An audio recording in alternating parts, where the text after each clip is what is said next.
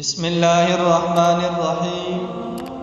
سامعین محترم، حیض کے خون سے فارغ ہو کر غسل کرنے کی کیا وجہ ہے؟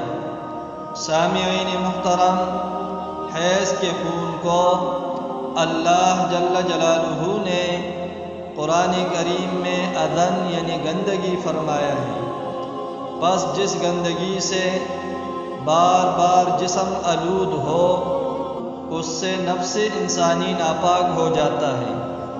دوسرا، جریانی خون سے لطیف پٹوں کو ضعف پہنچتا ہے، اور جب غسل کر لیا جائے تو ظاہری اور باطنی طہارت حاصل ہو جاتی ہے اور پٹے تر و تازہ ہو جاتے ہیں اور ان میں پہلی سی قوت لوٹ آتی ہے۔